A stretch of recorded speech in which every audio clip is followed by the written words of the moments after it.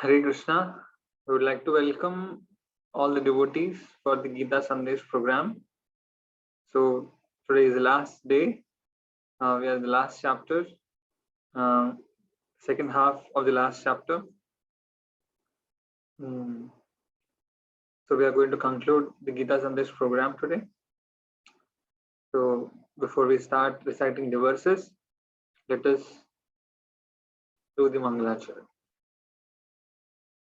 Om Agyanatimirandasya Jnananjanashalakaya Chakshurunmilitam Yena Tasmai Shri Gurave Namaha. Nama Om Vishnupadaya Krishna Prestaya Bhutale Srimate Bhaktivedanta Swaminiti Namine Namaste Saraswate Deve Gauravani Pracharine Nirvesesha Shunyavadi Paschatya Deshatarine नाम श्रेष्ठम अनुमपि सचीपुत्रम अत्र स्वरूपम रूपम तस्याग्रजम उरुपुरीं माथुरीं गोष्ठवातीं राधाकुण्डं गिरिवरमहो राधिकामादवासां प्राप्तो यस्य पतितकृपया श्रीगुरुं तं नतोऽस्मि कृष्णादन्यमजानतक्षणमपि स्वप्नेऽपि विश्वेश्वरे तस्मिन् भक्तिमहैतुकीं विदधतो हृत्कायवाग्मी सदा श्रीलान् सद्गुणपुञ्जकेलिनिलयान् प्रेमावतारानहं वन्दे भागवतानि मानवलवम् मूर्ध्नानि प्रत्यक्षितौ आजानुलम्बितभुजौ कनकावदातौ संकीर्तनैकपितरौ कमलायताक्षौ विश्वम्भरौ द्विजवरौ युगधर्मपालौ वन्दे जगत्प्रियकरौ करुणावतारौ।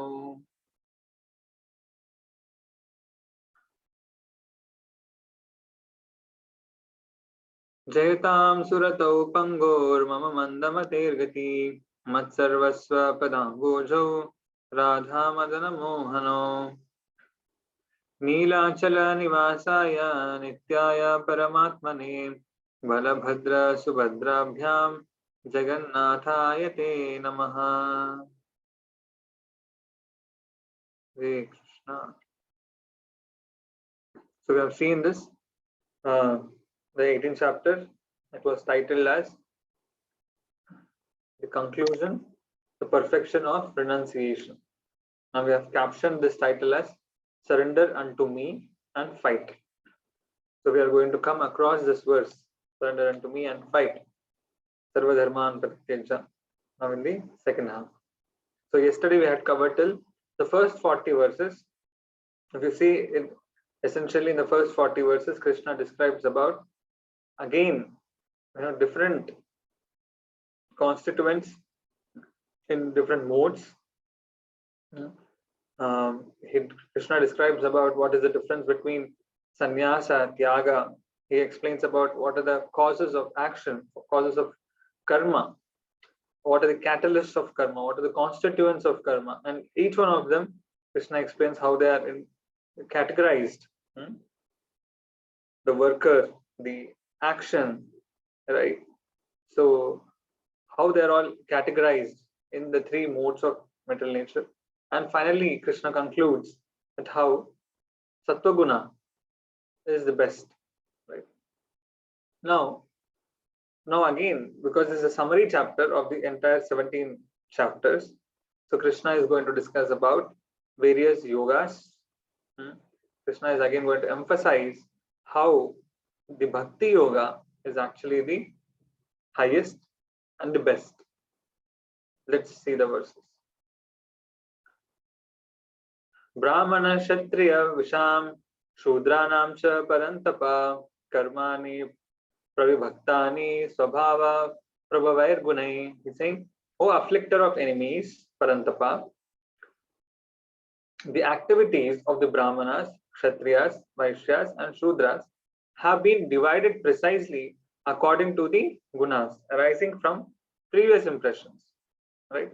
So a person might be born in a Kshatriya family. So by nature, because of the kind of environment he's born in, he will become a Kshatriya eventually. Similarly, if a person is born in a farmer's family, eventually he will take up a farming occupation. He'll become a farmer, right?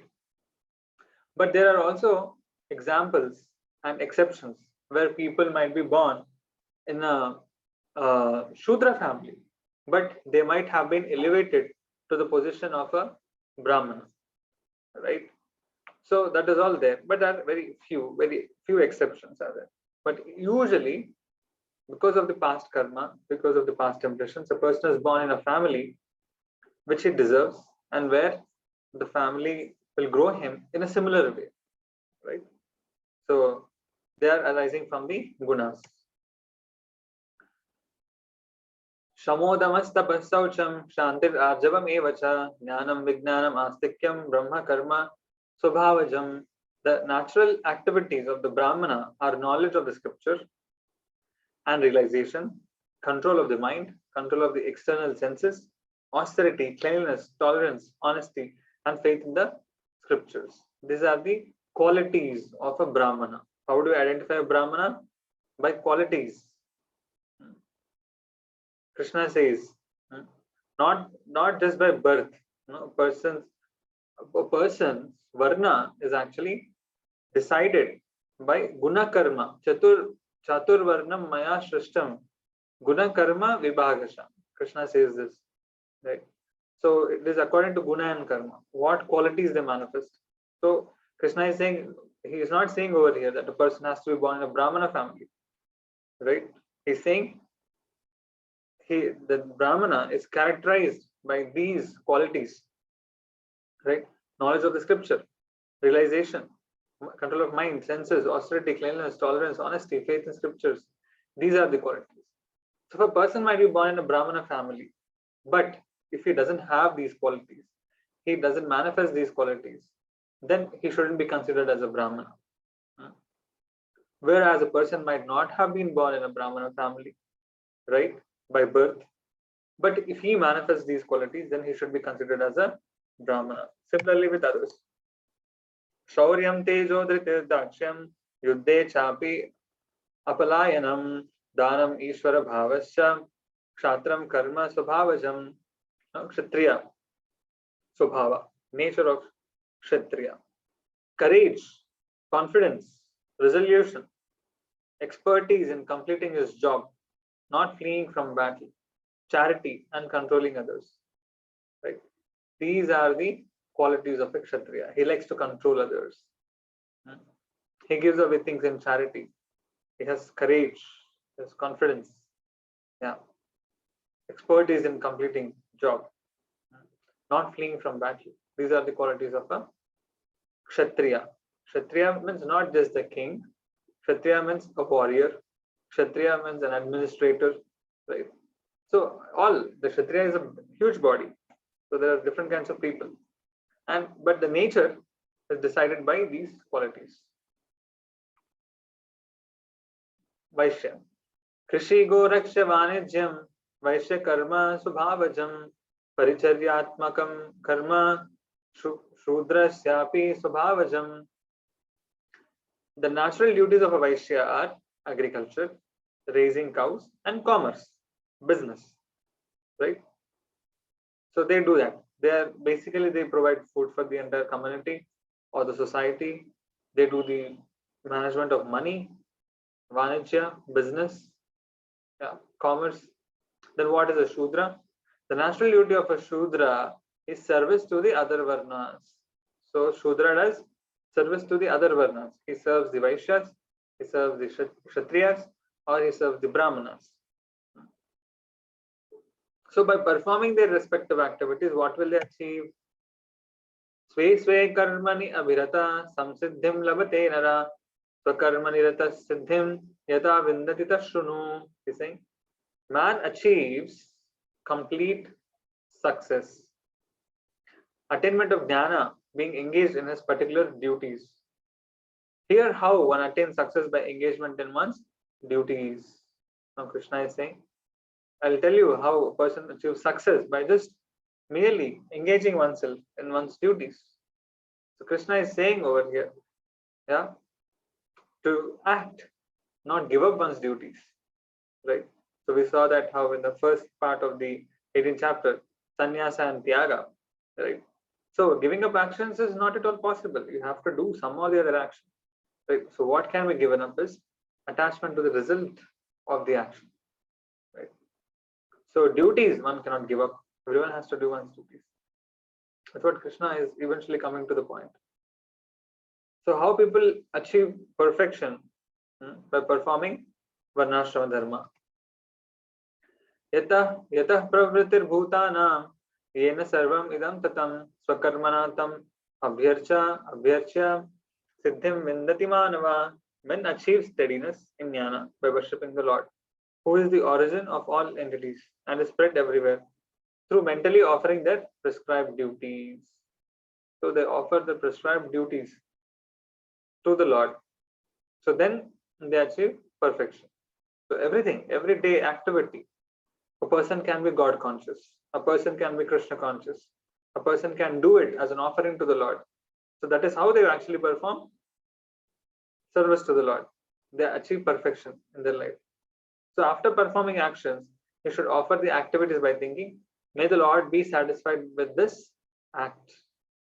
Right? So if one is not able to perform his Swadharma, can he perform others Swadharma? Right? So this is according to Swadharma. This responsibility or duties are according to the gunas and the nature by which a person is born. Right? So can we perform other person's duty? Shreyan swadharmo viguna paradharmatsu anustitat subhava nityam karma kurvan napnoti kilbisham. He's saying it is better to perform one's duties according to one's nature, which are inferior, than to perform another's duties, which are superior. Doing your own duties according to your nature, you do not receive sin. So what happens is, ultimately, everyone acts according to their nature.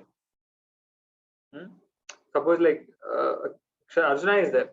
So Krishna tells to Arjuna, like what it means here is that, suppose Arjuna is saying that I want to give up my duty, which is like being a Kshatriya, and I want to be like a sannyasi. I want to be a renounced ordered person. So even if he goes and becomes a renounced ordered person, and suppose a renounced ordered person goes for begging at each door. So even if Arjuna accepts the profession of begging and he goes to each door, and suppose someone insults Arjuna, yeah, and doesn't give anything properly, then he will immediately become angry, and he might beat the person, he might scold the person, he might become intolerant, right? So because he's a Kshatriya, so ultimately everyone acts according to one's nature. So that is to be very much understood. So that is why Krishna is telling over here, better you act according to your nature. Even if you are inferior, no problem. Everyone in this world is at some level or the other inferior to someone, and at some level or the other they are superior to someone, right? So at whatever stage you are, yeah, whatever nature you have, so act according to that nature. That's what Krishna is saying. If you act according to that nature, then you do not receive any sin. So even if there is fault in prescribed duties, you should not give it up. So according to your nature, you might have some prescribed duties. Even if you suppose do not perform them properly, even if you're not able to do them properly, Krishna is saying that you still do them. Yes, you still perform that. Even if you're not able to do it perfectly, ultimately follow your dharma, follow your nature, follow your guna, swabhava. Sahajam karma kaunteya sadosham api na tyajet sarvarambha hi doshena dhumen agnir ivavrita. O son of Kunti, one should not give up work which is according to your nature, even if it has some fault. That means even if there is a fault in it, you are not able to do it properly. Krishna is saying, you please do it. All undertakings are covered by fault, as fire is covered by snow. So Krishna is saying that Every undertaking, any activity, every person has a fault. How? Just like a fire is there, fire is giving so much light, fire is giving heat, right? But it also has smoke, which will burn the ice, right? So similarly, everything in this nature is at some level or the other faulty. But because it is faulty, you should not think that some other thing is faultless. So let me do that. Hmm? So Krishna is saying, do according to your nature. Now 49 to 55, Krishna will explain about Jnana Yoga, how it leads to perfection. So first, we have seen 41 to 48 is actually about Karma Yoga. Not even Karma Yoga, it's even basic than that. That is Varnashrama. That is civilized living, right? Krishna has not yet talked about Karma Yoga. I mean, they're similar. Yeah. Yes, Karma Yoga and Varnashrama are very close to each other. Yes. So now he's describing about Jnana Yoga. This is again because it's a summary chapter. Whatever Krishna explained in the previous chapters, he's describing, is recalling, recollecting, and concluding over here. Asakta buddhi sarvatra jitatma vigata spruha naishkarmya siddhim paramam sanyasena digachati. He whose intelligence is unattached, whose mind is under control, and who is devoid of desire for material happiness, attains the highest perfection by complete renunciation of action. So this is a sannyasi, basically a vairagi or renunciate. So Jnana Yoga is actually for renounced order people. So that is why you don't see many people. Many people are not qualified for that. Why? Because everyone in this world is engaged in activities. Renunciation is very difficult to get to any person because we are attached to the fruits of actions. We want to enjoy. We have sense desires. So majority of the people will be of that category. But they will attain perfection by first following Varnashrama, then doing Karma Yoga, then doing Nishkama Karma Yoga, then, or if they directly do Bhakti, they can perfect their life very quickly also. Right? सिद्धिं प्राप्तो यथा ब्रह्म तथाप्नोति निबोध मे समासेनैव कौन्तेय निष्ठा ज्ञानस्य या परा. Saying, understand from me in brief, O son of Kunti, how a person attains meditation on Atma, by which he realizes Atma, and here also about the conclusion of knowledge concerning the Supreme Lord. Now Krishna is telling to Arjuna, now you hear about me, about Jnana Yoga, how a Jnana Yoga becomes perfected in his life. Buddhya Vishuddhya Yukto Dhrityatman Manam Niyamya Cha Shabdadin Vishayam Stakva Ragadvesho Vidasya Cha Vivikta Sevi Laguvashi Atavakaya Manasa Dhyana Yoga Parmunityam Vairakyam Samupashrita Ahankaram Balam Darpam Kamam Krodham Parigraham Vimuchya Nirmama Shanto Brahma Bhuyaya Kalpate.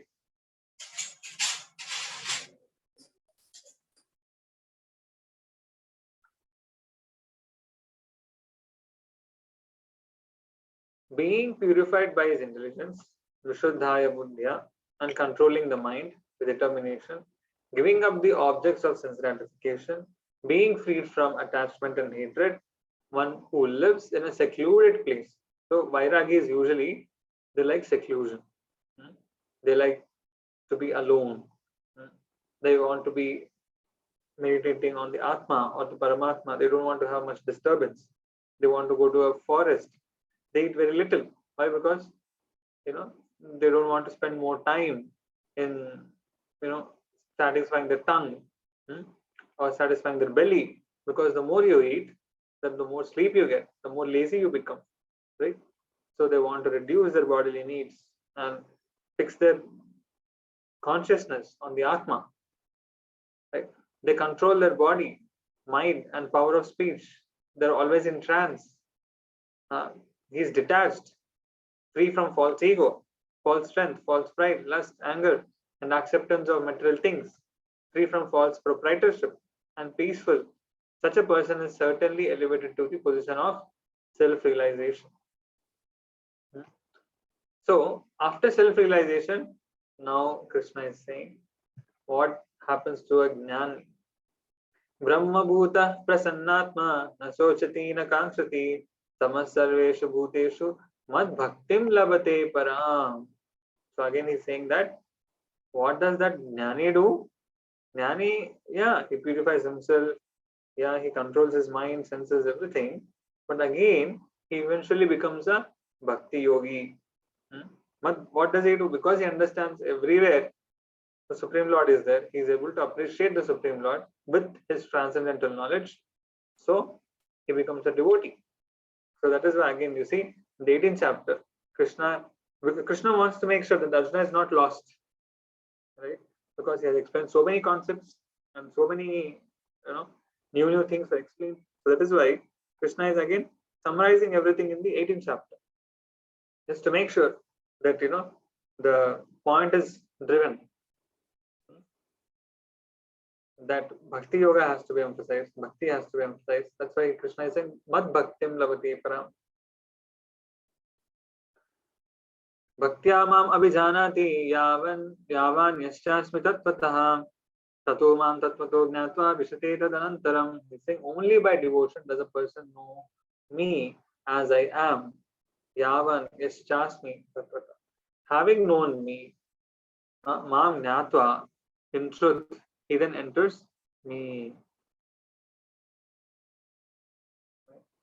Saying that only by devotion. Again, he is emphasizing on devotion. A person can know me. Then what happens? If he knows me, then he enters me. Me means not Krishna's body. Me means Krishna includes his abode, his place, his leelas, everything. Nama, guna, leela, everything. Loka, all. So a person attains all of those things. Now, Krishna explains 56 to 60. Nishkama Karma Yoga also leads to the same perfection. So that's why, because Krishna wants to make sure that Arjuna has to fight, right? He doesn't want Arjuna to become lost in this process of Jnana Yoga or something and then give up his action, thinking that he'll become perfect. So that is why, though Jnana Yoga is one process, because there are some percentage of the people who are qualified for Jnana Yoga because they have more amount of renunciation, and this is because of their past experiences or past impressions, right? But most of them can do Nishkama Karma Yoga. Everyone can do action in Krishna consciousness, right? So that is why even though Krishna explains it, Jnana Yoga as a process which is there, again he tells for Arjuna, you don't have to apply Jnana Yoga, you have to apply Karma Yoga in Bhakti, right? Sarva karmani api sada kurvanu mat vipashraya mat prasadad avapnoti shashvatam padam avyayam. He says, but that person who takes shelter of me as his main work, mad vyapashraya, though performing all his prescribed duties, attains my indestructible eternal abode by my mercy. So we're explaining just now how Jnana Yoga attains me. He said, right? Brahma bhuta prasannatma and all, bhaktya mam abhijanati, right? Now he's saying that a person might do all his prescribed duties. He might be acting like a Kshatriya, he might be fighting the war, he might be doing business, he might be a Shudra, he might be serving others, and he might be a Brahmana.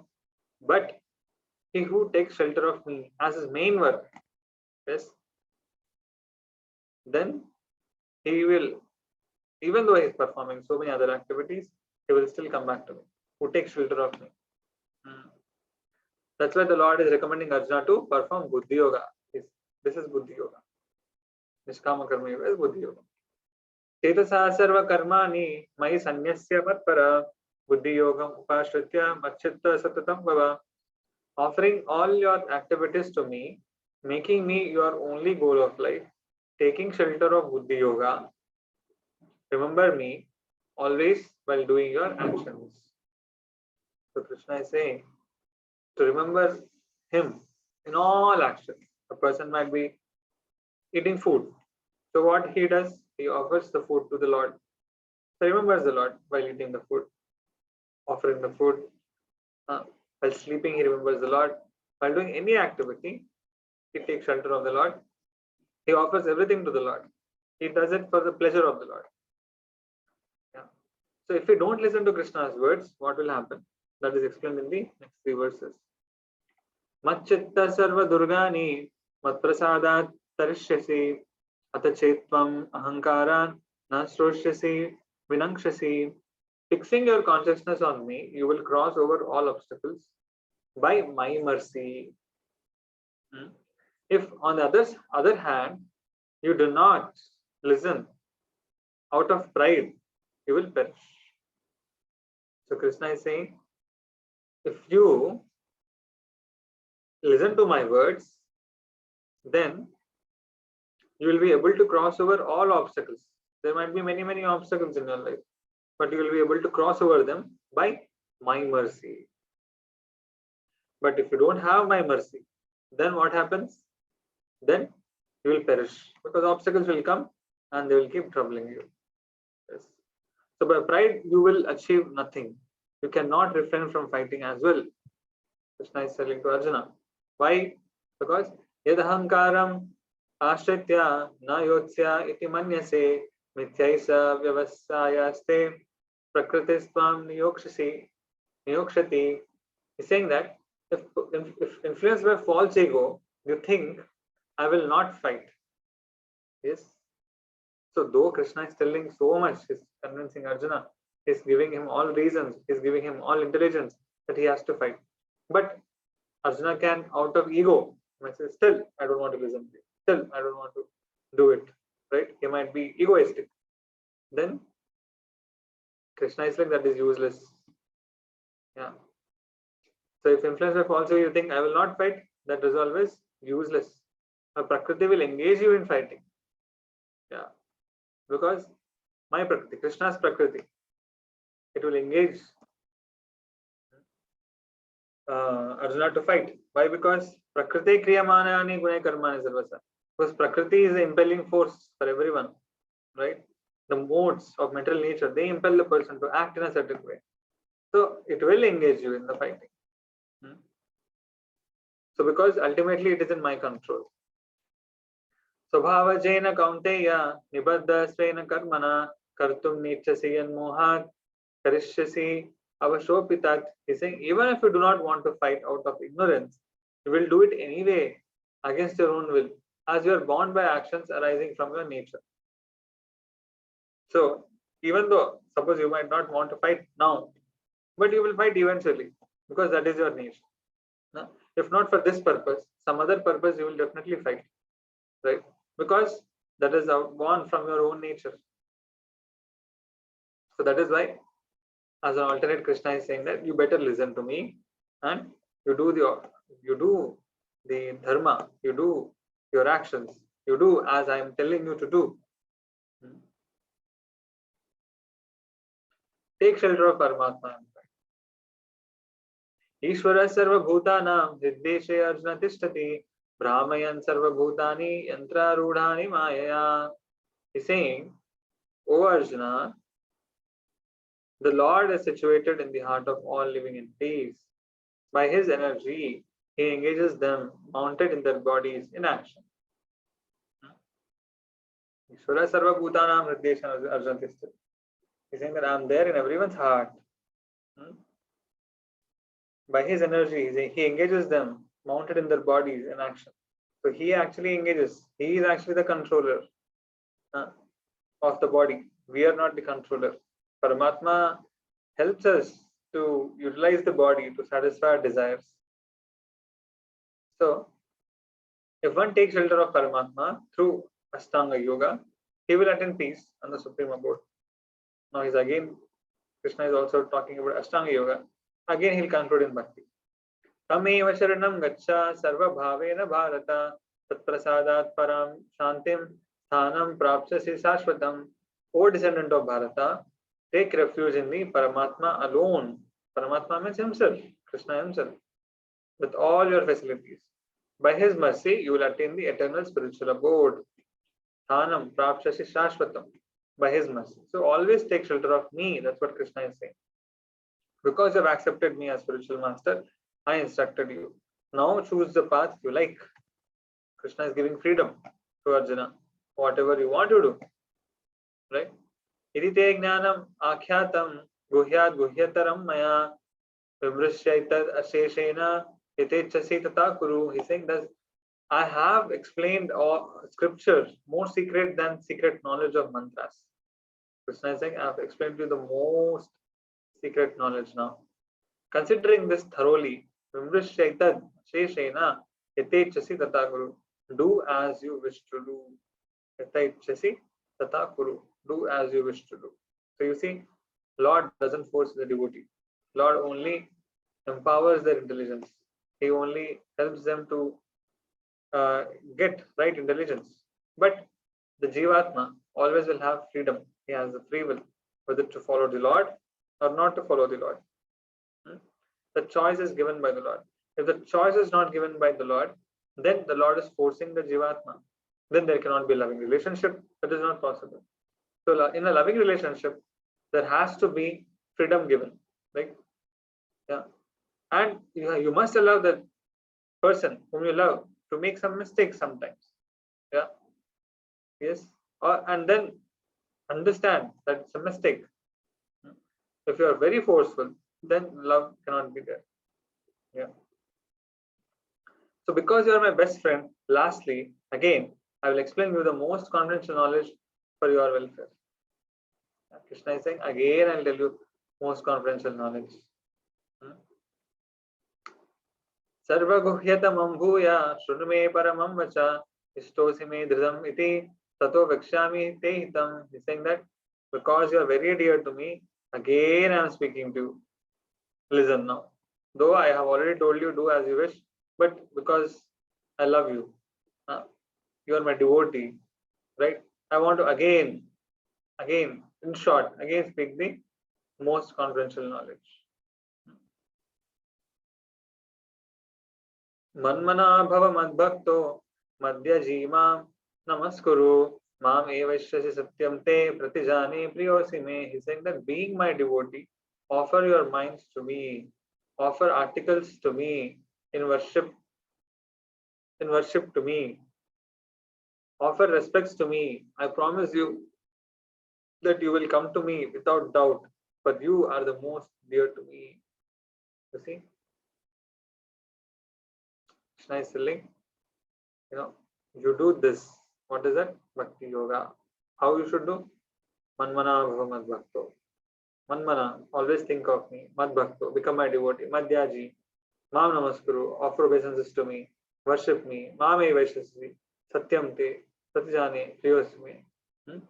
Then I promise you that you will definitely come back to me. Pratijane priyosmi. And you are most dear to me. Now giving up all yoga, just surrender unto me by bhakti yoga and fight for my pleasure. Again now, in short, in most short way, Krishna is telling. In nutshell, his instructions, he's giving it in a nutshell. What is that? Sarva dharman parityajya mamekam sharanam raja aham tvam sarva papebhyo mokshayishyami masucha. He's saying that giving up all dharmas, just surrender unto me alone. I will deliver you from all sins. Do not worry. So this is the highlight shloka of the Bhagavad Gita. Right? Saying that Sarva Dharman Bhajaya. Give up everything. Forget everything. Arjuna will say, Arey, you have talked about Karma Yoga, this yoga, that yoga. You talked about Varnashrama, everything, so many things. Krishna is saying, forget everything. In one line, I will tell you. What? Just surrender unto me. Okay, if I just do what you are doing, what you are telling me to do, then if I do something wrong and if I am neglectful, then I'll get karmas, I'll get papas, and I've done so many papas also in the past. Now what about them? I saying, Aham tvam sarva papebhyo mokshayishyami masucha.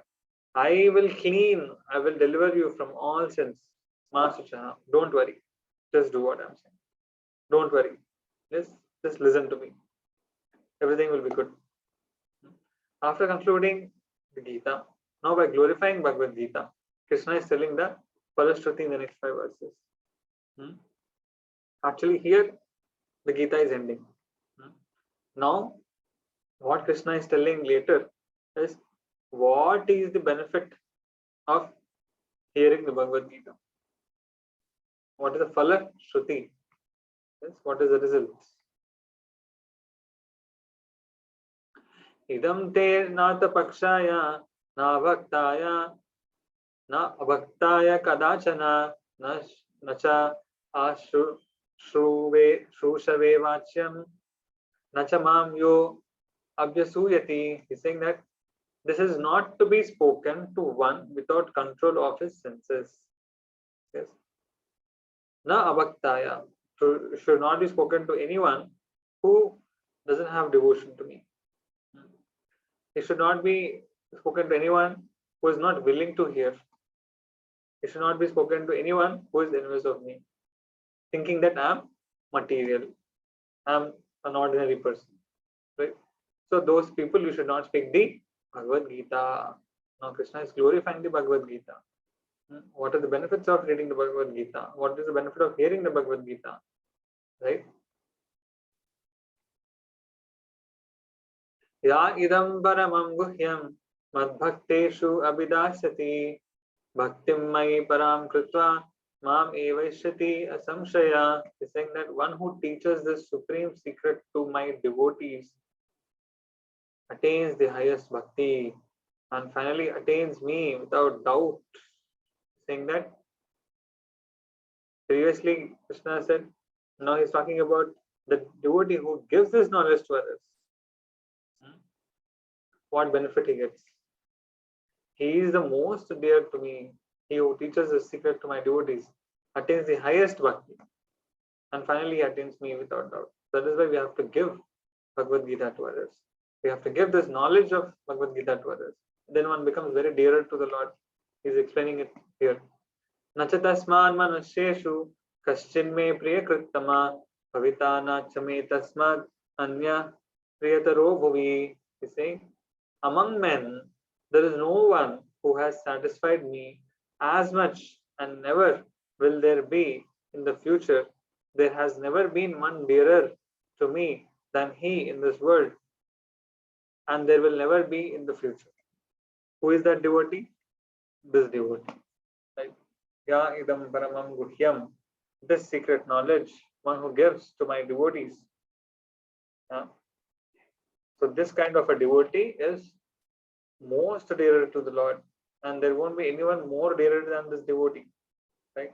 So that is why giving Krishna to others pleases Krishna the most.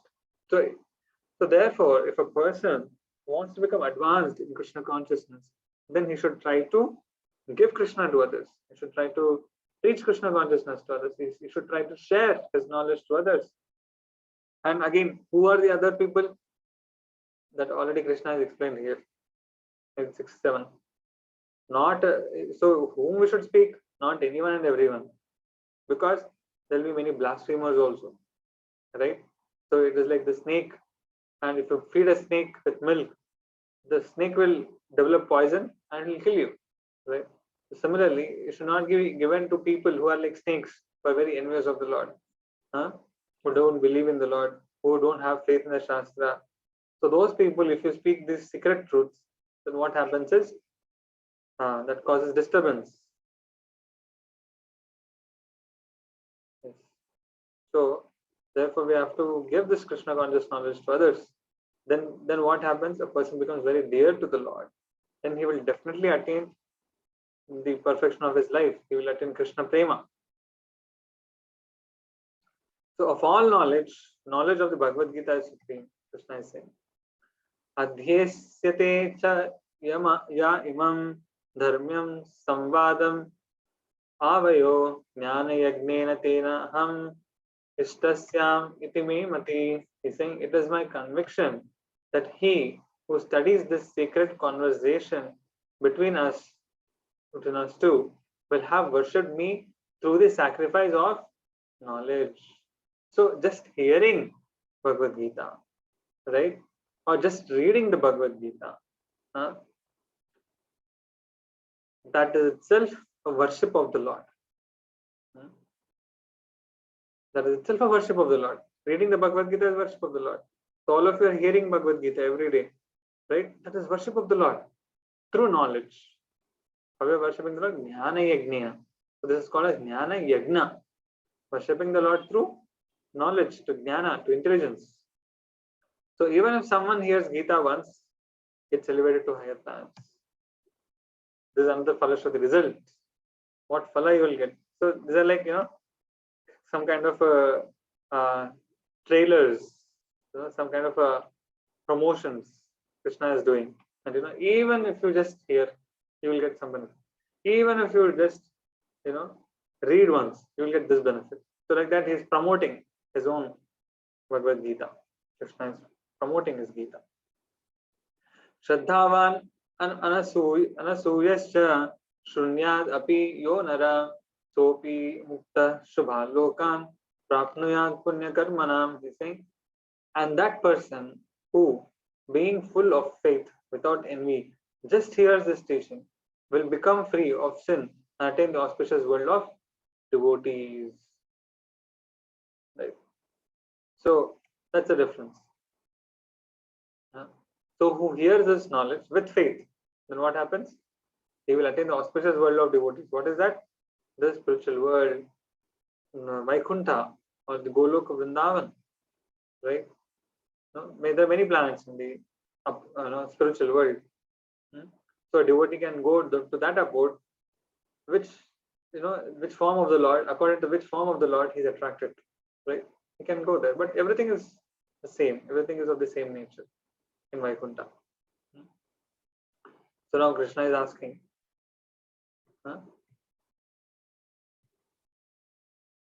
Kachid etat shrutam pardha swayekagrena chetasa kachid ajnana sammoha pranashtaste dhananjaya. He's saying, O son of Pritha, have you heard this with close attention?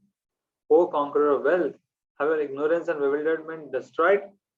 Krishna is telling now, he's asking, now I've finished, is your ignorance destroyed? Now have you got clarity? Is your confusion gone?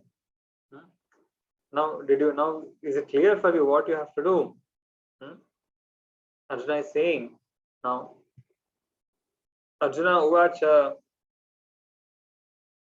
nashto moha smritirlabdha tatprasadan mayachyuta sitosmi gata sandeha karishye vachanam tava. He's saying, Arjuna said, my delusion has been destroyed and my correct vision has been restored by your mercy. O Achyuta, I remain without doubts and will follow your instructions.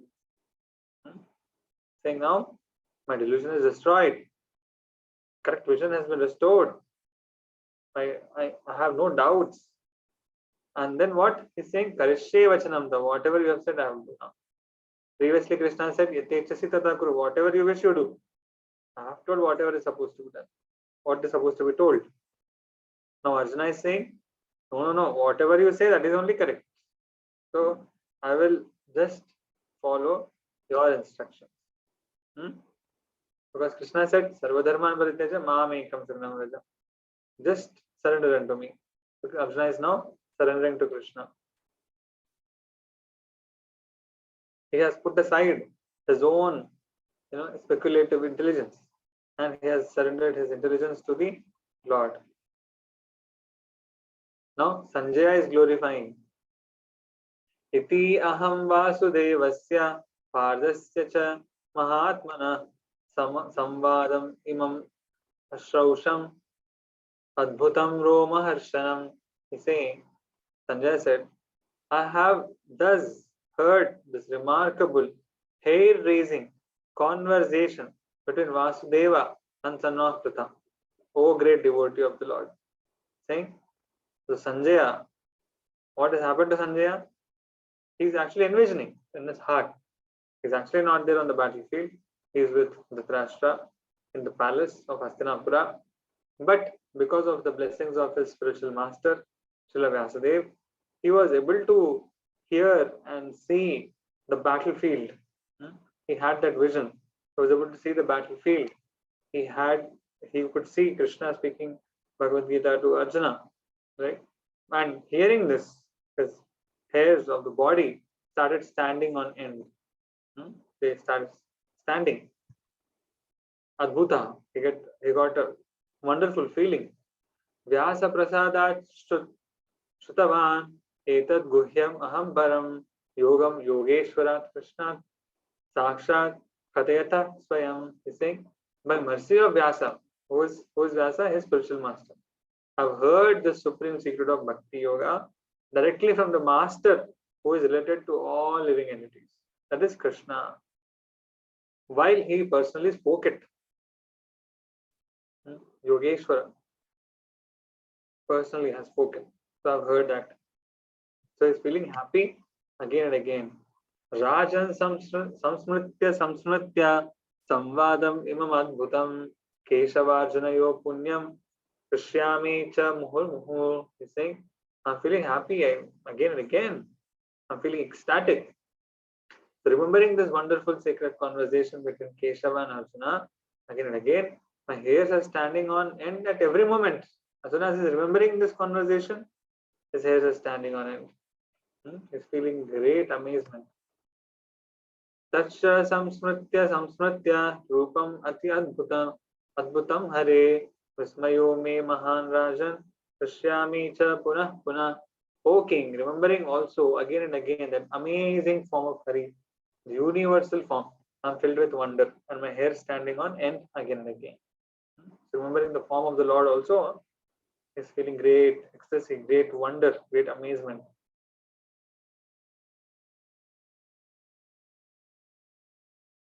Now, after telling everything, what Sanjay is telling to Dhritarashtra, Yatra Yogeshwara Krishna, Yatra Partho Dhanuddhara, Tatra Shri Vijayo Bhutir, Dhruvani Tirmatir Mama. He's saying, where there is Krishna, the master of yoga, and where there is Arjuna, the holder of the bow, there will be unfailing prosperity, victory, ever increasing wealth, and righteousness. That is my conviction. Saying that the Pandavas are going to be victorious. This is my conviction. That is what is telling to Dhritarashtra.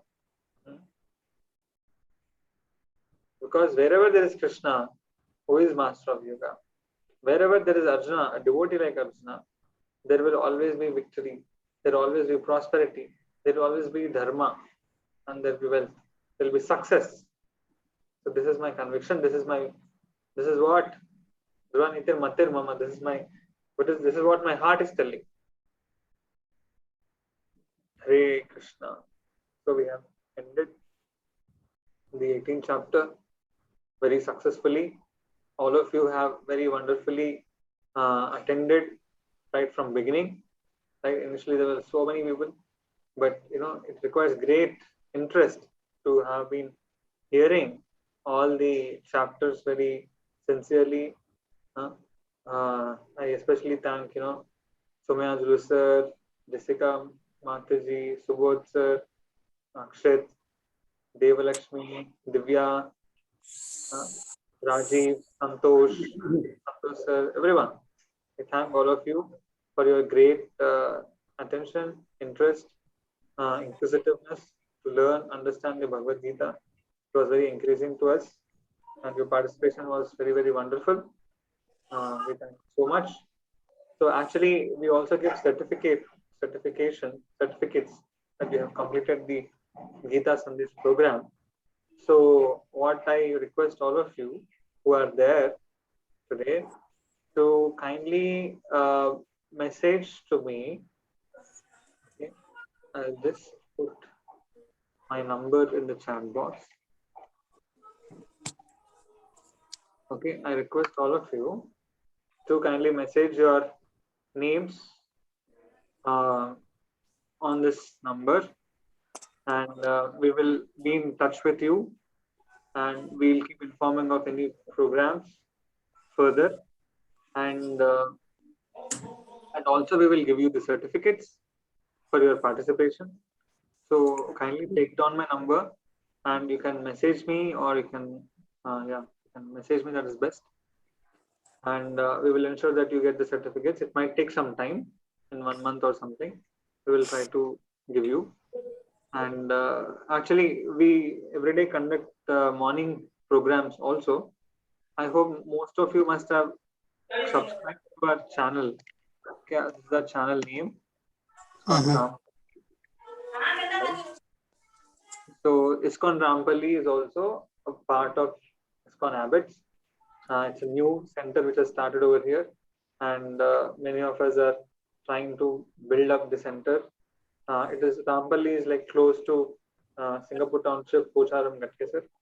It's a new center coming up.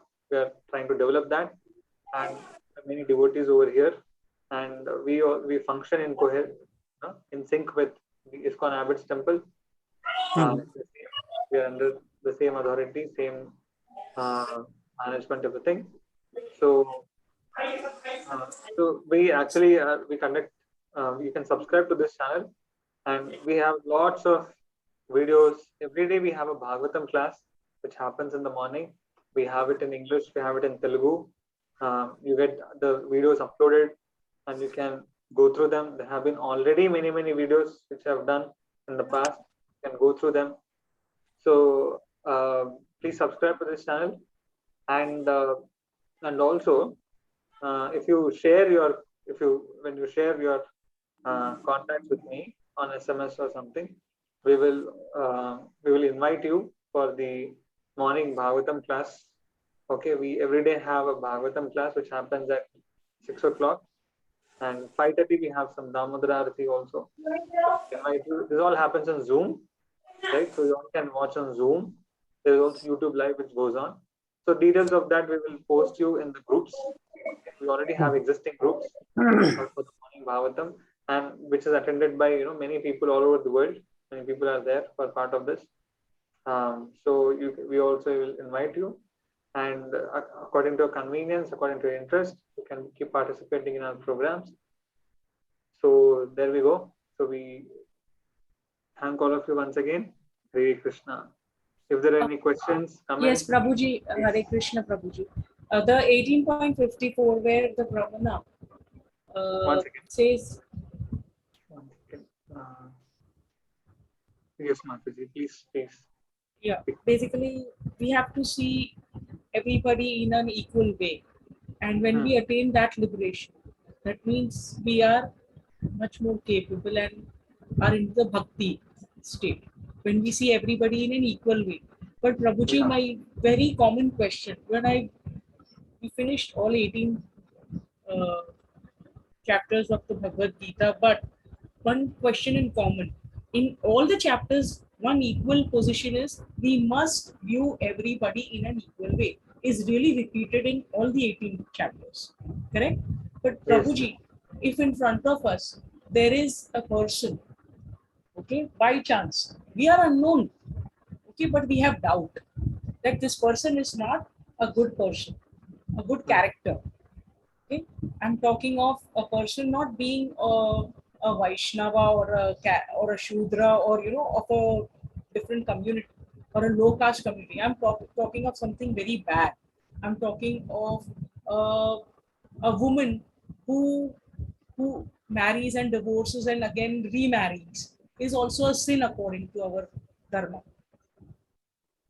In our dharma, they say you must have only one man in your life, and otherwise you must go into devotion with bhakti. Better to not have more failures in life and live a life of sati, devotion. And when a woman in front of us comes whom we know has sinned, okay, how can we look at that person as an equal? Equal in the sense, it's not that a topper is same as a failure, or one who is having good nature, one who is compassionate, another person is cruel, violent. So both are same. It's not that. Narendra Modi is same as Bin Laden or someone. That's not what you are saying. that is like very silly, right? This is a deeper level. Deeper level of understanding is that everyone is part and parcel of God. So it doesn't mean that we don't follow any social etiquettes or we are not careful. No? It is, we don't say that, snake is also Krishna only. So let me take the snake and put on my neck. So it's No, not. For example, I'm just giving a very yeah. practical example. For example, No, I'm right? talking about the dirty part of the world, Guruji. Yeah. So See, then, even in ISKCON temple, okay, in our own temple, will we allow any bad women if we know they are bad women? You know what I'm talking? Who practice uh, skin labor? Will we allow that kind of woman in the temple? No, if we know. How can we watch them as equals? Means equals means no, with an equal in eye. general, if you see, temple is open for everyone. Okay. So anyone can come. Sometimes, there are videos where in Juhu temple, you are from Juhu, right? So, there were Muslims who came. I've seen that video, who entered in the temple. We don't stop anyone not entering inside the temple. That is there. But, I'm from Hyderabad, ISKCON habits. there is a distinguish. There is a gradation. There's a different level of dealings, right? So suppose it is said, uh, suppose you have a marriage, like you have a marriage invitation. It is said even you should invite your most, most hated enemy also. You should invite for the marriage. It is said like that. It is said, even if you get an enemy coming at the door, you should invite him. That is our samskar. Right? You invite him inside. You should give him a cup of water and then talk to him. Even in Mahabharata war, when Krishna tells to Arjuna that Bhishma has hidden 5 powerful arrows, which he's going to release tomorrow to kill all the Pandavas. So they are with Duryodhana. You please go and get from him. Then in the night, in the middle of the war, one of the day, 10th day or something like that, Arjuna goes, yeah, to Duryodhana's camp, and Duryodhana doesn't think, hey, he's our enemy. Come on, let's all shoot him, kill him. No. Then Duryodhana invites Arjuna inside. What is this, Arjuna? You have come in the middle of the night. See, they're enemies. They're going to kill each other next day. But he's saying, okay, what do you want? And Arjuna is saying that, you had given me a word previously, that, I had saved you from the Gandharvas at one point of time. Then you asked me whatever you want to desire. At that time, I didn't ask anything. So now I want to ask you something. So he says, what do you want? He says, I want those arrows, 5 arrows which you are hiding with you. Then he says, hey, how do you know? He said, Krishna told me. So he gets that. So what I'm trying to tell over here is that even an enemy, forget about some ex-person who is very bad or something, even your most hated person, still you deal with them with respect. There might be distance. You might keep them far from you, but still you understand that you give respect to that person for whatever he is, whatever he might be having, or at least he's part and parcel of the Lord to some level. But there might not be so much close mingling, right? So just because we're allowing some very people of very low character, sometimes there was a drunkard. I'll tell you, when I was in Abbott's temple, I was 1 year staying near Abbott's temple. In the morning, one person used to come. In the morning, he used to come. He used to come and he used to dance for some time. After Mangalati, Japa time, he used to come. And then I saw that he's coming every day. So I just went close to him and I started talking to him. The moment he opened his mouth, there was liquor smell coming from. I was thinking, my God, how a person can be so much intoxicated even in the morning. Yeah, I mean, as far as what I understood is he was actually very fresh. He took bath. He might be having a, he was drunk overnight too much. But then it is we don't say to that person, you get out from here. Why? How you can come and pollute? But we are compassionate. So I made him sit beside. I asked him. I gave him mala. I asked him to chant Hare Krishna. He chanted Hare Krishna, and then he started coming every day to the temple. So then he started telling that how he has so many problems because of family. Ultimately, actually, if you see, the Jivatma is innocent. Even though they might have committed so many sins, everything, they're at ultimate level, because they're entangled in material world, they are forced by the material nature, right? It is very difficult for them to give up. Even if a person is addicted to something and he knows that it is wrong, it is difficult to give up, because that is the power of Maya, that is the power of nature, right? So ultimately, we have to show compassion to that person. That is why Krishna says in the Bhagavad Gita, he says, we have seen that in the previous chapters, in the 15th chapter or something. Apichet suduracharo, bhajante mam ananyama, sadureva samantavya. So Krishna is saying that he apichet suduracharo, even if he had committed worst of the activities, durachar, sudurachara, he's saying even worst of the worst, bad activities. Krishna is saying, Sadhureva Samantavya. If he is worshipping me, if he is chanting my name, is coming to my temple, I see that he or she is still a sadhu. It is said when Krishna, when he came to Mathura, right, or Dwaraka, there were even prostitutes who welcomed Krishna. There were prostitutes who were devotees of Krishna, who were attracted to Krishna, right? They were there. So this is how it's very amazing actually. Even if you see example, there is Kubja, who is an example given in the Bhagavatam. Kubja wanted to enjoy Krishna, sexually enjoy Krishna, and she invited Krishna for that purpose. Krishna went to her house, but by Krishna's touch, she got purified and she became a devotee. Her desire, that lusty desire which was there in her heart, was removed by the mercy of the Lord. Why? Because she did some service to the Lord. What she did, she had some chandan, which was to be taken to Kamsa, but she took that chandan and applied for Krishna and Balaram. So Krishna felt that she did some service to me, but she is a impure lady. She is, a low class. She is not pure. Then what Krishna did? He immediately, within no time, he actually purified Kubja. So this is the power of bhakti. No matter how dirty a person is, what a background he might be having, the power of bhakti, the mercy of Krishna is that Krishna thinks that ultimately he is my son. Ultimately he is my child. Ultimately he or she is my part and parcel, right? And if once they get purified, then so that is why it is said it is also an aparad. I think once Subodh sir or someone was asking this question. So it is an aparad to see a Vaishnava according to the past background which he had. So suppose now you see a Vaishnava who is nicely wearing tilak, is chanting Hare Krishna, he has stopped everything, all sinful activities. But you see him and say, hey, previously he was watching movies. I know that he was, smoking cigarette at a point of time, and previously becoming a devotee, had a girlfriend. When you comment like that, then that is an aparad. So then your devotion will become spoiled. Your advancement will get spoiled. Krishna will become very angry at you. So this is what bhakti is. This is the vision of Krishna is.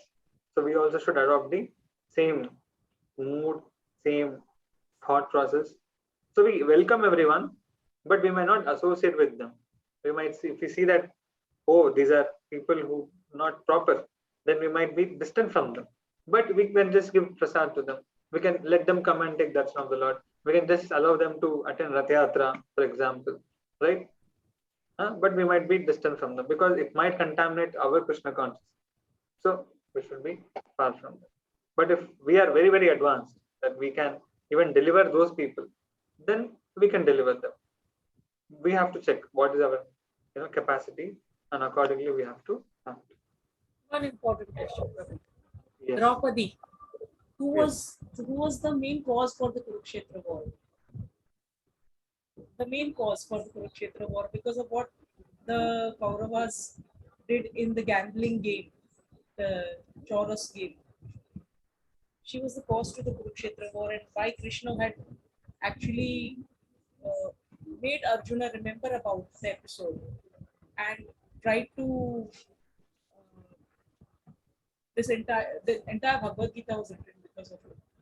That a woman's insult was done. Hmm. A woman was a very pious woman was exploited in a very wrong way, and because it happened to Draupadi, and nobody could bear to see it, was when Lord Krishna came to save Draupadi, and the he wanted to finish the Kauravas because they were going on repeating illicit behavior. So this happens every day in our world. Every day there is a crime against women happening in the world. So Lord Krishna is not coming every day to save each and every woman over here. But a pure Vaishnava, if finds out and fights for the right of the woman, is pure bhakti again, right? Whether it be a woman or a man, it is pure bhakti and devotion only to fight for the against the wrong and against the impure people. Yeah. Yeah, a person, a devotee might do it. If he has the ability to do, then he should do it. If he has the power to do it, that is why actually we need devotees, or those who are, you know, educated in the Bhagavad Gita. We need those kind of people at the top. The leaders have to be there. A common Vaishnava can not be able to do much because he might be occupied with his household. He might not have that power. He might not have the. But those who are extremely blessed by the Lord with great amount of social power or great capacity to manage, the states and like that, leaders.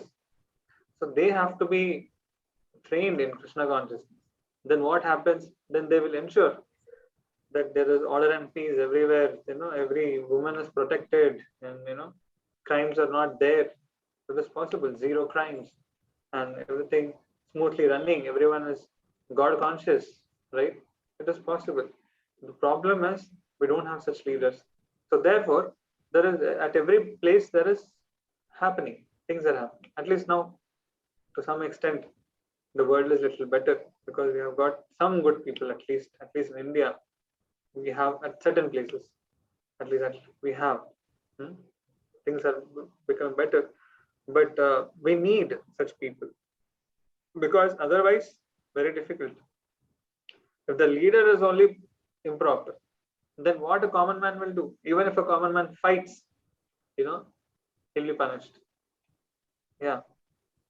Guruji, one more important question. Is it a sin if a woman wants to leave family and get into devotion, or a woman wants to divorce and remarry? Then will it be a sin It's a complex according to question. our religion and our Complex, dharma?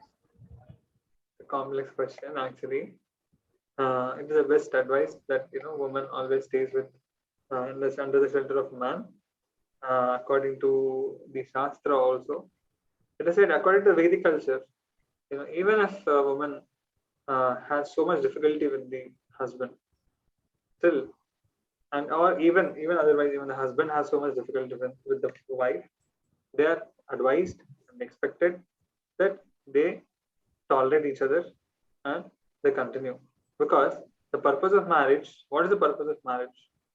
The purpose of marriage is that each one assists the other person. That is the marriage, so that they can become God conscious. Not that I like you or you don't like me, I hate you or not. It is actually a duty, it's a responsibility. I help you and you help me. It is not out of attraction. It is not about some selfish purpose, but it's a interdependence. It's helping each other so that we can become God conscious. That is there in every religion, right? So a person has to understand this principle, not become egoistic with the other person. Hmm?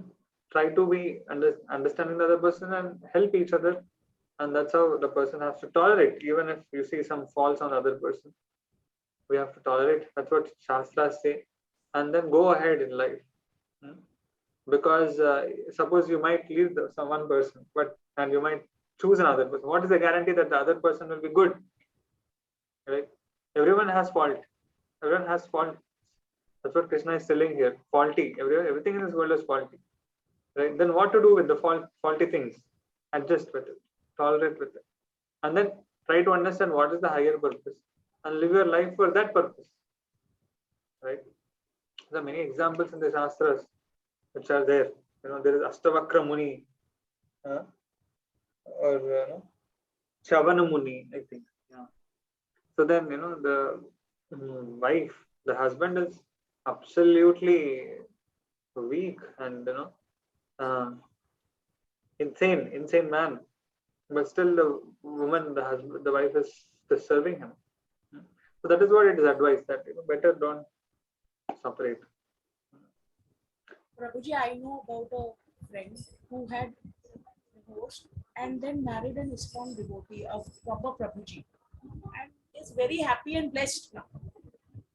So I feel that just because that person was not following dharma and was into illicit behavior with other women and was drinking, the woman could not tolerate. After a few years of her divorce, she used to go to temple regularly. She met this Prabhuji and they both lived together. It is not out of lust, it is out of devotion, don't you? Yeah. Out of bhakti, because that person felt comfortable with the bhakti. Yeah. And the same kind of IQ. So yes. I feel this is not a sin in. Yeah, it is. It is not a sin. It is not a sin as such. It is there. Even there is one statement even in the scriptures also. A woman has a right to give up the husband who is not dharmic. That is there. The statement is also there. But again, there are statements that we have to tolerate. So actually, what exactly works out in a person's life, we can't say. We can't generalize things in life. That's what even Bhishma also says. What is right, what is wrong, very difficult to discriminate. So what works out in one person's life may not work out in another person's life, right? Yeah. So we can't generalize stuff. We can't generalize things because everyone's life is different, and it's not just about our choice. It's also about our karma. That is also there. Yeah. Sometimes you might use all your good intelligence and all your good calculations and still go ahead. But if your karma is bad, you will get the karma in some way or the other. Right? So, yeah.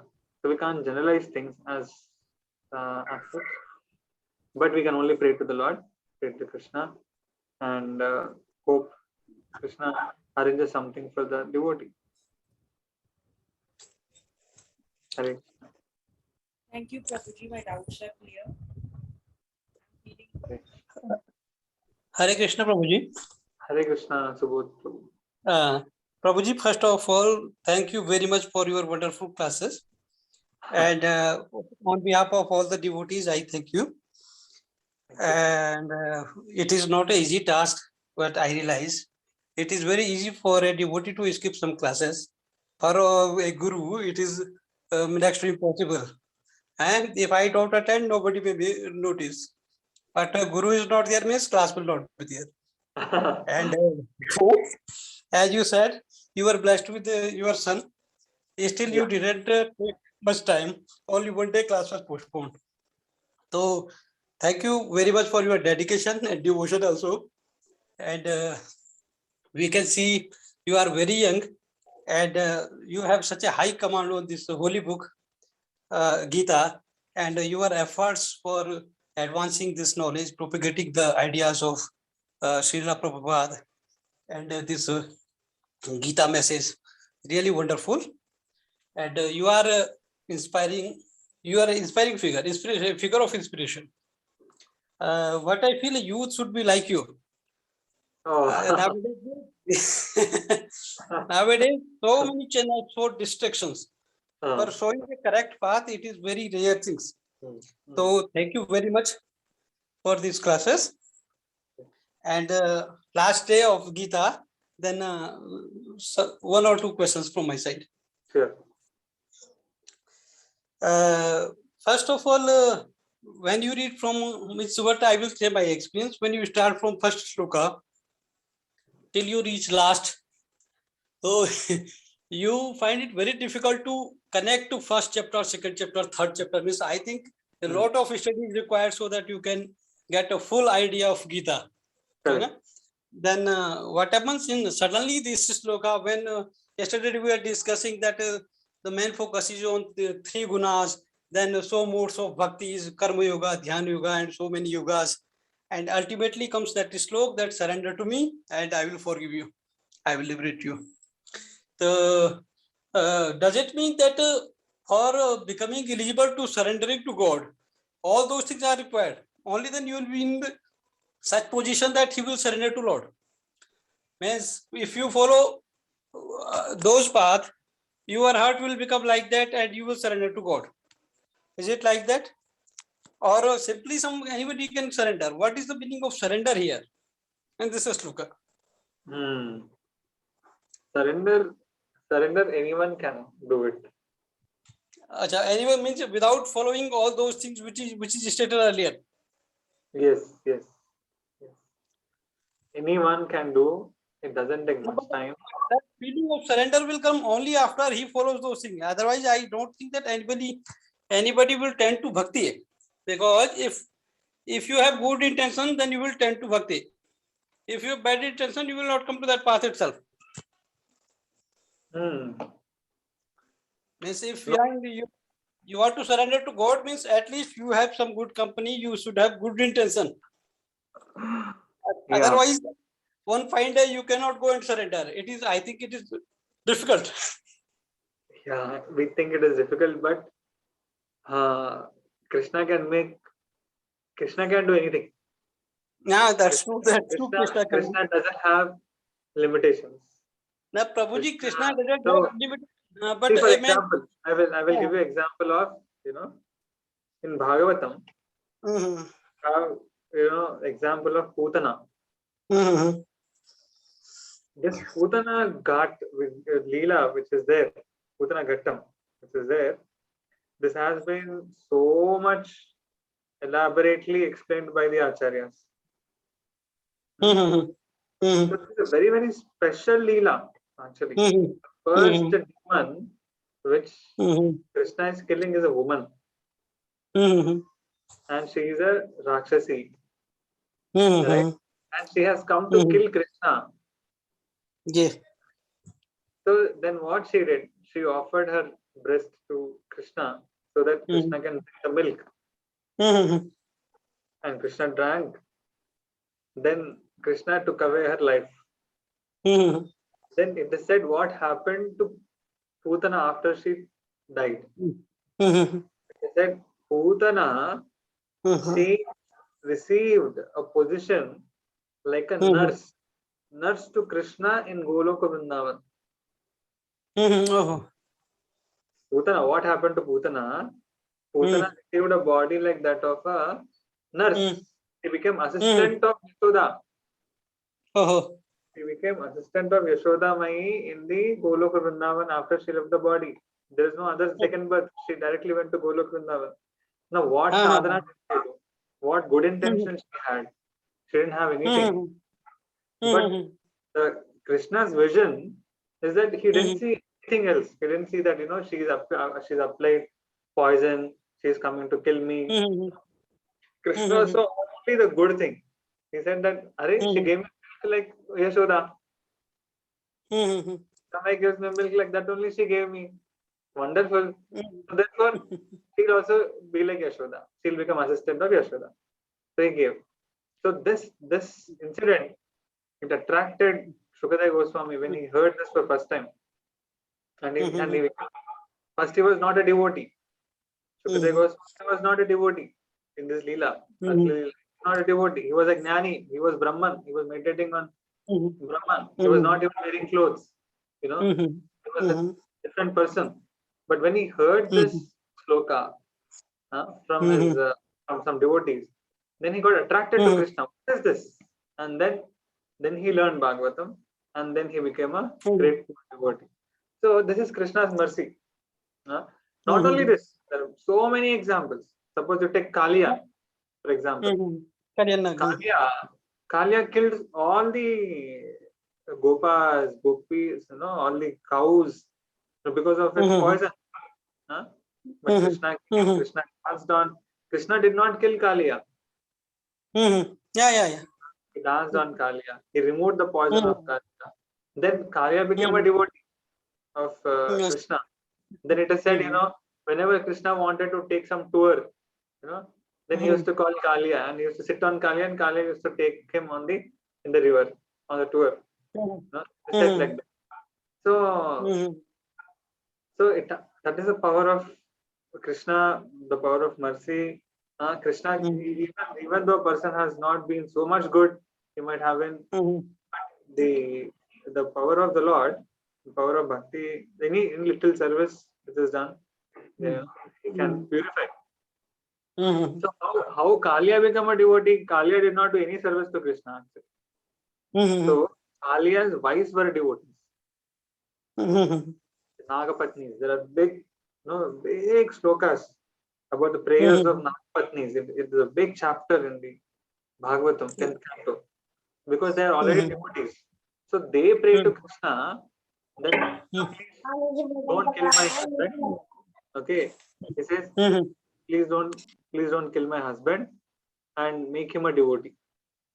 Huh? Mhm. Yes. So what does it say? What does it mean is that if Mhm. if some great devotee is praying for us, Mhm. Correct. we get mercy of Krishna.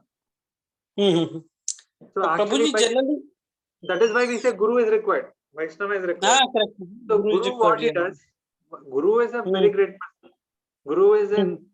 a great devotee of the Lord, right? Mhm. So Mhm. actually, with our bhakti also, we will not be able to attract Krishna because our bhakti is also very weak. We have so many Mhm. mantras, we get disturbed. We have so many anarthas, so many Mhm. lust and greed, so many are there. So what happens is some great devotee, that is a guru or some Vaishnavas, they pray for us. Mhm. They say, Mhm. Krishna, please give Mhm. bhakti to this person. Mhm. Then actually we receive devotion. Then we'll be Mhm. able to surrender. Otherwise, till that time we won't be able to surrender. It's difficult. Mhm. It requires great mercy. Ultimately, Mhm. it requires mercy.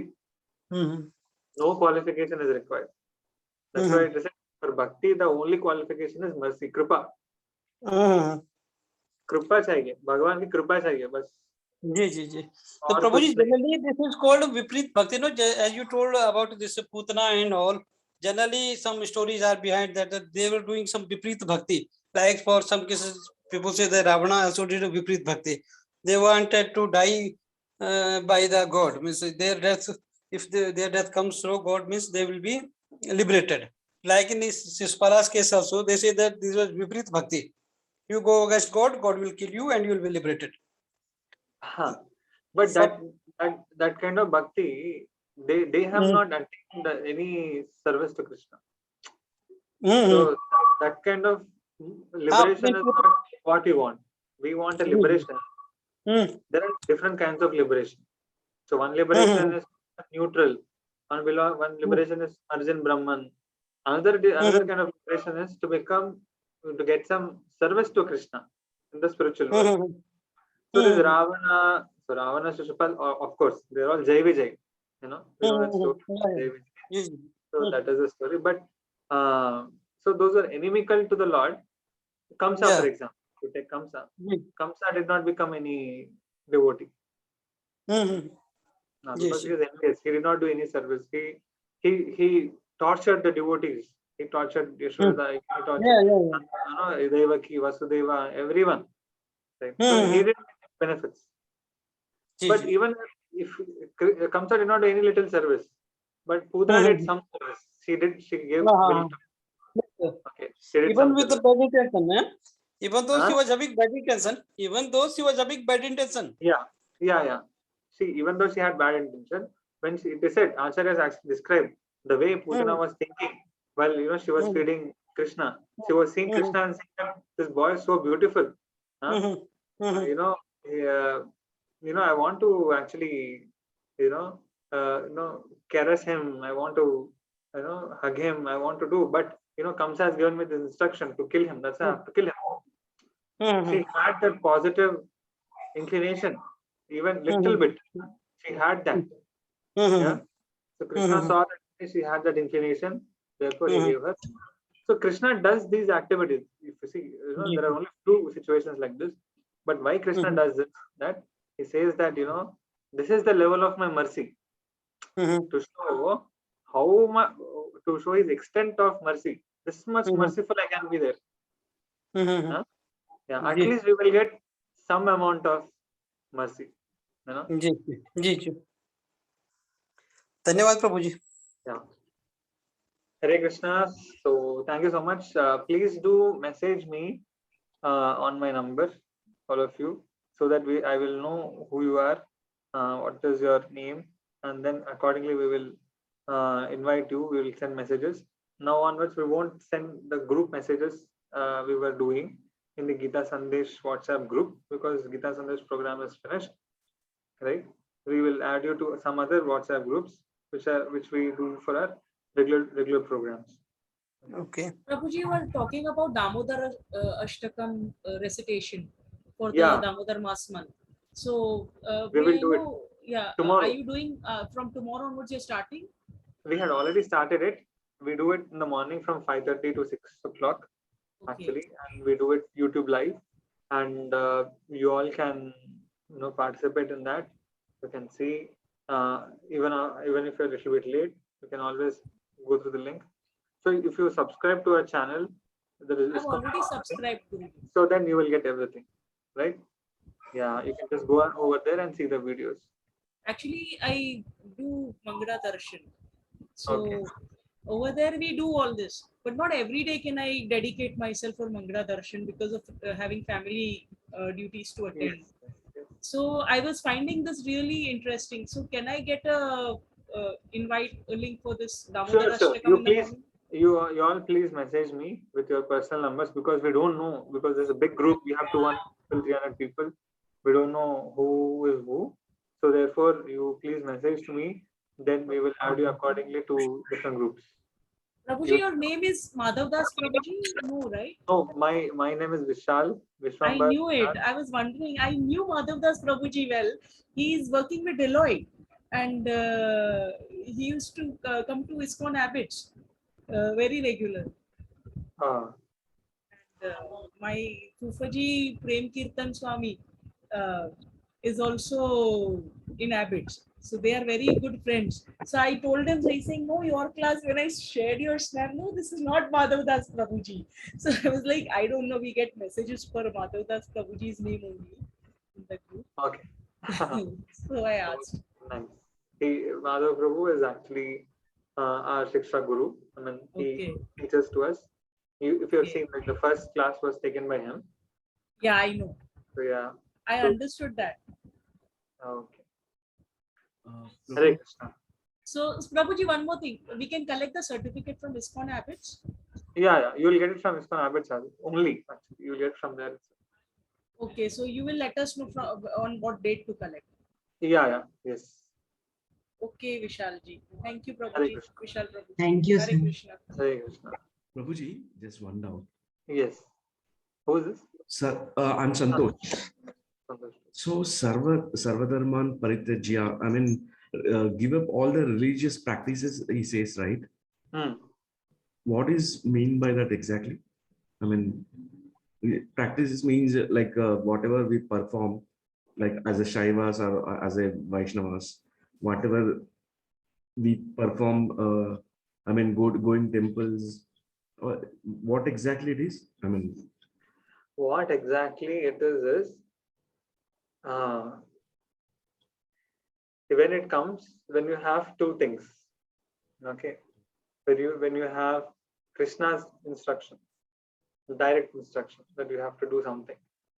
Sometimes Krishna is not there, or the Guru's instruction is there, or some Vaishnava, great Vaishnava's instruction is there on one side, or some instructions which are there in the Shastra, which are there on one side, and then you will see a conflict with your some other obligation. or some other responsibility, some other apparent duty, right? So then there Krishna is telling this, you surrender to me. Me means not only Krishna, me means Guru, me means Vaishnava, me means Shastra. That. So he's saying that you surrender to this. Then a person might think, okay, then if sometimes I have to compromise my other duty, some material duty, for example, yeah, and then it might be sinful. And Krishna is saying, don't worry, no sin will occur. If you surrender to me, and for that you might not be doing some duty, some responsibility, some other obligations, then no sin will occur. Because I will wash away all your sins. Not only sin will occur, but also whatever past sins have been done, committed by you, that also will be washed away. So that is the meaning of what Krishna is saying. In general, Krishna is telling you do your prescribed duties. Krishna is not saying you stop your prescribed duties. But if there is a conflict, if there is where you're understanding that I'm doing something, this is not correct, and this is obstructing my bhakti, then you reject that. So actually, what is surrender has been explained by acharyas. He says, anukulasya sankalpa pratikulasya varjanam. He's saying that whatever is favorable for bhakti, I accept it. Whatever is unfavorable for bhakti, I reject it. So that is what is the meaning of surrender. There are 6 aspects to surrender. These are only the 2 aspects which I have said just now. Anukulasya sankalpa, pratikulasya varjanam. Whatever is favorable for my devotion to the Lord, I accept it. Whatever is unfavorable, I reject it. Like for example, you are talking about, say we are going to some say Durga temple, for example. So you can go. Even gopis also went to Durga temple, but they prayed, make Krishna as my husband. Right.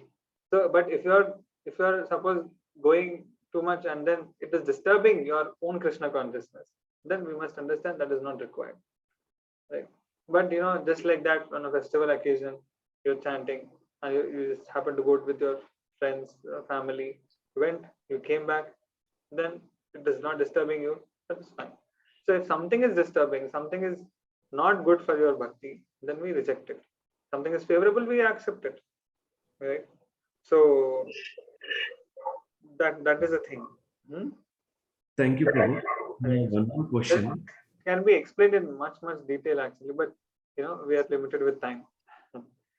Yeah, but if you all join in our morning classes, and surely we can have a lot of discussion. Normally, so whatever morning classes will be there, Bhagavatam classes, all those classes will be in the YouTube, right? Rampali. Yeah, we post everything in the Rampali channel, in our channel. Prabhu, one last doubt. Yes. Lord, I have read the Krishna book. I studied earlier books or something like that. So there I got confused. Krishna is the ultimate Paramatma, and his expansion is the Vishnu. And for every universe, one Vishnu will be there. Is that correct, Prabhu? Yeah. So there are actually Krishna born in Madhura is the actual Krishna, right? That's what I got. Oh, there is. This is all about confusion between Krishna and Vishnu. Okay. Actually, in our universe, there are 3 Vishnus, main Vishnus. Okay, one is Mahavishnu. From Mahavishnu comes all unlimited universes, Brahmandas from his bodily force, right? And in each Brahmanda, in each one universe, which has 14 planetary systems. Okay. That is one ball, Anda. That's why it's called as Anda. That is a universe. Our universe is actually a ball, like an egg.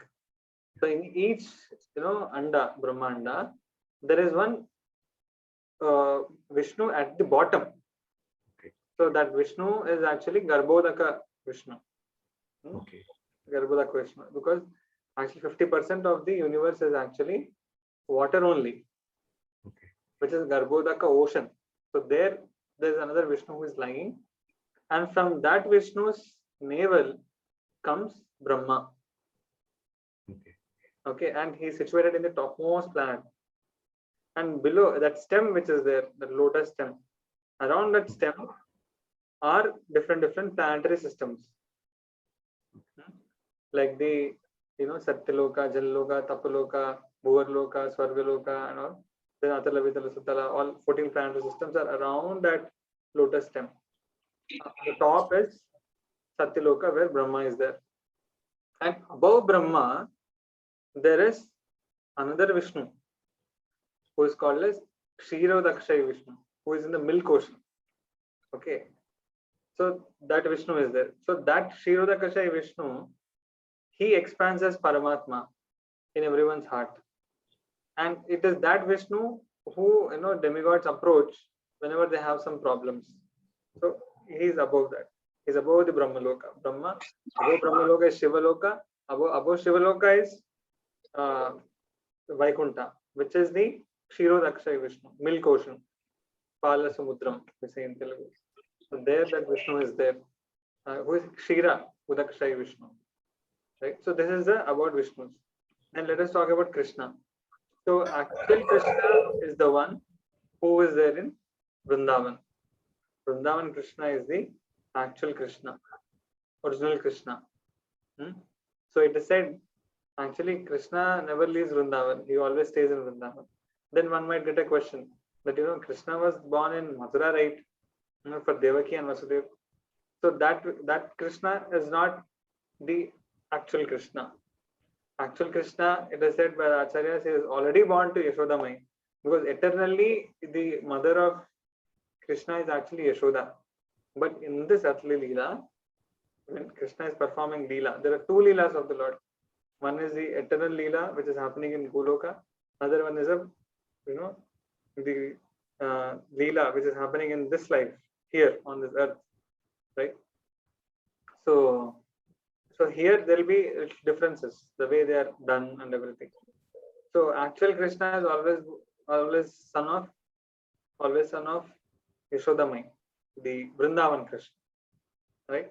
So actually it is said Yashodamai already gives birth. When actually birth happened, she gave to Vrindavan Krishna only, but he was not visible to everyone. But when Devaki Vasudeva, they had given birth to Mathura Krishna. So then Mathura Krishna was brought by Vasudeva to Gokul, to Vrindavan, right? So then what happened is the Mathura Krishna merged with the combined with the Vraja Krishna. So that Krishna is actually there in the Vrindavan. So this is how the entire thing is. The actual Krishna is from the Vrindavan. They said Vrindavan Parityaja Padam Ekam Nagachi. Krishna doesn't leave Vrindavan at all.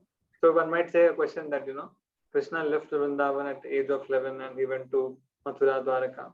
So it is said Krishna left Vrindavan only in external vision, but he is actually there in Vrindavan only. So then it is said when Krishna came out of the outskirts and he started going towards Mathura. So what went is actually Mathura Krishna or Dwaraka Krishna, but the actual Krishna, Vrindavan Krishna, remained in Vrindavan only, but he was not visible to everyone over there. But he was watching all the devotees there. So that is a different Leela. It's a wonderful Leela. Leela. And Guruji, I have a Sanskrit shloka. Krishna sada sahasyate. Shri Krishna eva gatirmam. Krishna Shre. Ma Shri Krishna eva gatirmam. Can you translate this one? Which one? I couldn't hear. Krishna sada sahasyate. Krishna eva gatirmam. Krishna Ashre. Shri Krishna eva gatirmam. Shri Krishna eva gatirmama means Krishna is the one. Krishna is My refuge, my he's my destination. he is my only That is the shelter. conclusion of our Bhagavad Gita. And that is my Pushti mark. I wanted to let you know I have already taken my Brahmsamana, and from childhood I have taken Brahmsamana. I'm a pure that is the pure Vaishnava lady who takes the Brahmsamana to attain Brahman. So we were taught this at that age. Yeah, yeah. Yes, that's correct. So It's the same. as this devotee was having a doubt about Krishna from Mathura and Krishna from Dwarka or Krishna from Vrindavan, uh, it is this that when we have finished the entire Bhagavad Gita, our main point to understand over here was preach one God, be devoted to one God, be pious and religious to one God, that is Lord Shri Krishna. And Krishna is everywhere already. His origin was from Dwarka and Sri Vrindavan. Vrindavan. Yes. So Vrindavan the is the highest. stories are glorious. Hmm. And if we see and if we read, they are in the books and in the literature. At every age group, in fact, to understand in a better way, even in a comic book, to the religious scriptures till the Bhagavad cantos. So our main aim over here and the message what Prabhu Vishal ji has conveyed is truly that everybody over here who has finished the Bhagavatam class with so much of eagerness and so much of attention must understand one aspect is pray to Lord Krishna. Chant Lord Krishna daily. Yes, please chant Hare Krishna every day. Yes, that will put our actions and inactions into the right path. Hare Krishna, chanting Hare Krishna will give all answers to one. Yes. Hare Krishna. It's getting late. We will stop Yes. over here. We will all take Krishna Ashraya Vishal Prabhuji. Not in me. So, Prabhu, how many years you are associated with ISKCON? I am around 10 years. Oh, around 10 years. Now, right now I am 29. 29 years. Yeah. You are a Grihastha, right? Yes, I'm married. Okay. I'm married. I have become father also. Yeah. Actually, you said I was there in Abbott's temple for 1 year. I thought Habits in the sense I was close. I was staying nearby oh, yeah. along with my family. I Okay. was there and I was doing some services there for 1 year. I was close to. I know Prem Kirtan Prabhu with Mataji was mentioning. Oh, that's lovely. He's my very relative. We are same family, in fact. Is He's it? my You just his wife Daksha Mataji. Daksha Prem Kirtan. Mataji, Yeah, yes. she is my fufuyi, means my father-in-law's sister, real sister. Oh, I know even Prem Kirtan Prabhu's father, Purushottam Mehta, We expired last year. he expired last year. Then Yeah. We I had went- kirtan every Saturday in his house. yeah, I even went for his Shraddhanjali program. Yes. was Then there. I was also there, Prabhuji. Oh, it happened in the TTD Kalyana Mandapam, Yeah, right. in the night. So initially I was there. I was the kirtan on the stage. Radha Ras Bihari ji, everybody was there. All Everybody Prabhujis were came. there. Everybody had come. From Pune, that was Guruji had come. Radhesh for the Radheshyam lecture. Prabhu. Radheshyam Yes, Prabhu. yes. I'm very close to We will surely meet Vishal Prabhuji there. Hare Krishna. Yes. You I know have this- already texted you. Please share that link tomorrow morning. I will attend Damodar Ashtakam. Yes. If you mention to him that Vishwambar Vishal Prabhu, do you know? He will definitely tell yes. We keep And, meeting. So I will surely speak about it. He knows me. Actually, he only recommended me for my initiation, Diksha, and everything. Okay. Radheshyam. He is a disciple of Radhanath Swami.